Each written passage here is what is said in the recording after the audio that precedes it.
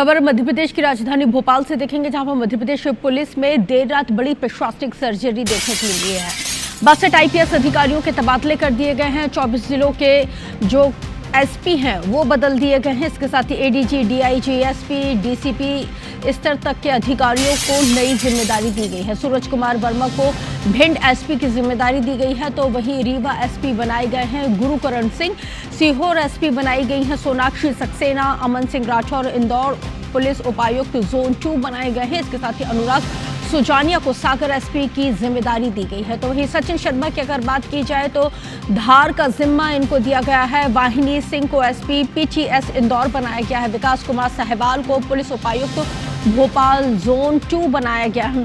धर्मराज मीणा को मुरैना SP की जिम्मेदारी दी गई है, क्योंकि ग्वालियर चंबल मुरैना में लगातार, अगर खासकर मुरैना की बात की जाए तो मुरैना में अपराध का ग्राफ लगातार बढ़ता जा रहा था और इसको लेकर सवाल उठ रहे थे। इसके साथ ही रजत सकलेचा को छतरपुर SP बनाया गया है और ये वो ट्रांसफर जो एक्सप्रेस चली है उसकी जो जानकारी आप इस वक्त अपने टेलीविजन स्क्रीन पर देख पा रहे हैं।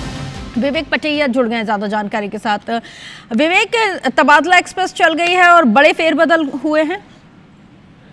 देखिए, बहुत बड़ी जंबो तबादला सूची देर रात जारी हुई है, जिसमें 19 जिलों के कलेक्टरों के तबादले किए गए हैं। कई DIG, IG इस तबादले में प्रभावित हुए हैं और सबसे बड़ी बात यह कि जिन कलेक्टरों पर आरोप लग रहे थे उन कलेक्टरों को भी हटाया गया, चाहे वो सिवनी के कलेक्टर की बात करें या सिंगरौली कलेक्टर की बात करें, उनको भी हटा दिया गया। तो सरकार ने बहुत बड़ी तबादला सूची जारी की है और सबसे बड़ी बात यह है कि फील्ड के अफसरों को इतनी बड़ी संख्या में तबादले करना ये कभी बहुत ही कम होता है, लेकिन इस बार सरकार ने जो है एक लंबे मंथन के बाद मुख्यमंत्री डॉक्टर मोहन यादव और DGP कैलाश मकवाना के बीच लंबा मंथन हुआ और उसके बाद ये सूची जारी हुई है। और उम्मीद थी कि करीब जो है 2 दर्जन के आसपास जिलों के SP बदले जाएंगे और इस बार 19 जिलों के SP बदल दिए गए हैं। और क्योंकि इस लिस्ट में हम देख रहे हैं, जो लंबे वक्त से हम देख रहे थे, भिंड, रीवा और सीहोर, इसके साथ ही मुरैना,